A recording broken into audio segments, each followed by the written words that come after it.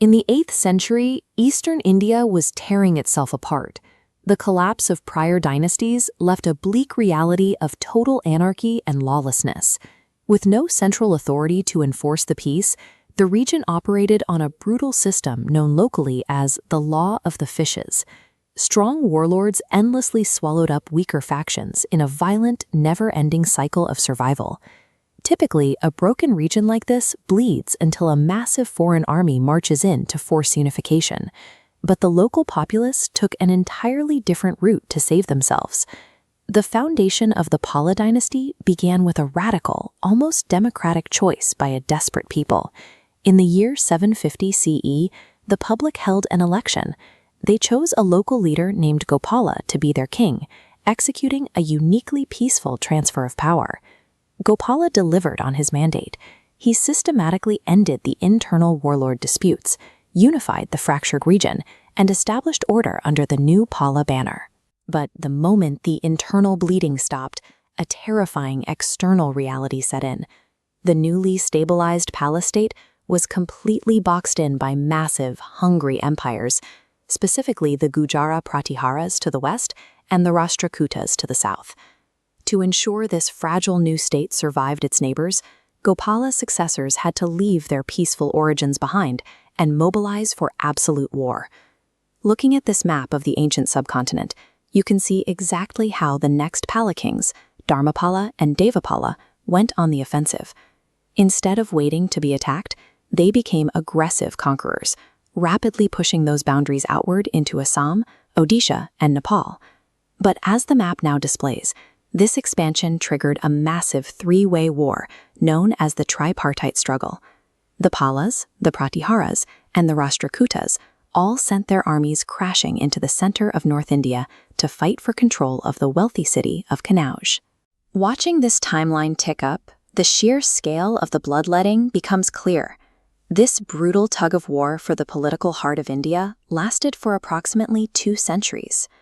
To fund a war of this magnitude, the internal Pala administration ran a highly efficient, heavily taxed agricultural and trade economy back home in Bengal and Bihar. This raises an enormous question. How exactly did these kings utilize the immense wealth generated by that booming economy, while their armies were permanently locked in a 200-year cycle of violence? While their borders expanded through force, the internal revenue of the empire was being diverted into a very different kind of project. These kings were devout patrons of Mahayana and Vajrayana Buddhism, using the spoils of their military campaigns to fund a continental center for peace. Looking at these sprawling red brick ruins, you get a sense of their architectural ambition. The Palas heavily protected and expanded the ancient Nalanda University, elevating it into a premier global institution. But Dharmapala didn't stop at renovations. He commissioned massive, entirely new campuses from the ground up, founding the sprawling Vikramshila and Odontapuri universities. These universities operated at an immense scale, documented by intricate palm leaf manuscripts. They became a magnet for scholars across Asia, drawing students and monks from as far away as China, Tibet, and Korea. This era of intense patronage also birthed Pala art. This distinct artistic movement produced sophisticated black stone carvings characterized by these incredibly dense, fluid details. Their artists pushed far beyond stone, mastering advanced bronze metallurgy to cast ornate, multi-armed Buddhist deities. The palace achieved a delicate balance, utilizing the violent machinery of empire to construct the ancient world's greatest sanctuaries for philosophical thought and art. Eventually, the breaking point arrived. 2 continuous centuries of warfare exhausted the empire's military reserves and drained its wealth. Despite a brief resurgence under King Mahipala in the late 10th century, a subsequent string of weak successors caused the central political authority in Bengal to fracture. On this map of the 12th century, the final collapse becomes visible.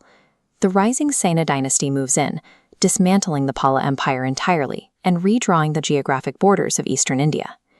The physical borders established by the Pala warlords eventually dissolved, but the systems of thought they exported were built to last.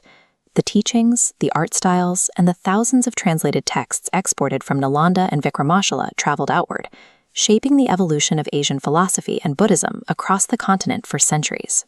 The Pala dynasty left a historical footprint defined by the volume of knowledge they cultivated and shared with the world, far outlasting the land they seized by the sword.